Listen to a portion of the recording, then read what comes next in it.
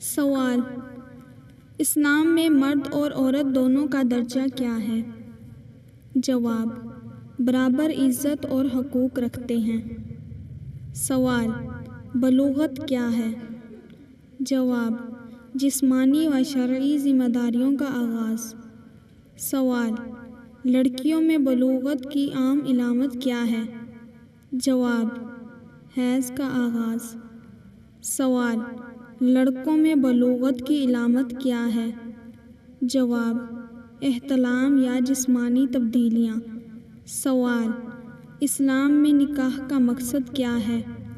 جواب: حلال تعلق اور نسل کی حفاظت۔ سوال: نکاح کس عمل کو کہتے ہیں؟ جواب: مرد اور عورت کا شرعی رشتہ۔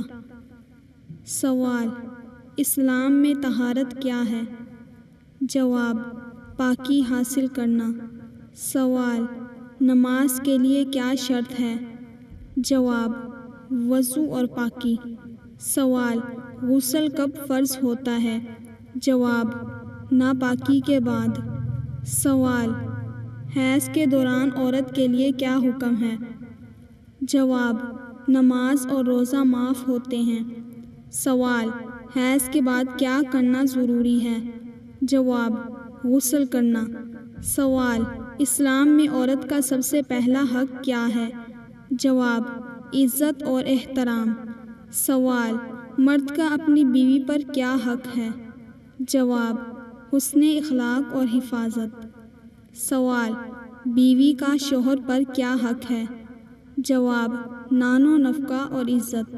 سوال: نکاح کو اسلام میں کیا حیثیت حاصل ہے؟ جواب: سنت اور عبادت۔ سوال: حرام رشتہ کس کو کہتے ہیں؟ جواب: غیر شرعی تعلق۔ سوال: شرم و حیا کا تعلق کس سے ہے؟ جواب: ایمان سے۔ سوال: پردہ کا مقصد کیا ہے؟ جواب: عزت اور حفاظت۔ سوال: عورت کو اسلام میں کیا مقام دیا گیا ہے؟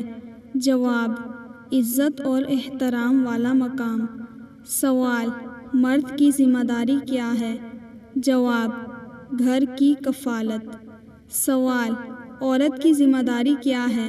جواب: گھر اور خاندان کی دیکھ بھال۔ سوال: اسلام میں سب سے اہم چیز کیا ہے؟ جواب: تقویٰ۔ سوال: نکاح کس وقت کیا جاتا ہے؟ جواب: جب دونوں راضی ہوں۔ سوال: زبردستی نکاح کا کیا حکم ہے؟ جواب: جائز نہیں۔ سوال: اسلام میں محبت کی بنیاد کیا ہے؟ جواب: اللہ کی رضا۔ سوال: شوہر اور بیوی کے درمیان تعلق کیسا ہونا چاہیے؟ جواب: محبت اور احترام والا۔ سوال: اسلام میں سب سے بڑا گناہ کیا ہے؟ جواب: شرک۔ سوال: پاکیزگی کیوں ضروری ہے؟ جواب: عبادت کے لیے۔ سوال: عورت کو اسلام میں وراثت میں حق ہے؟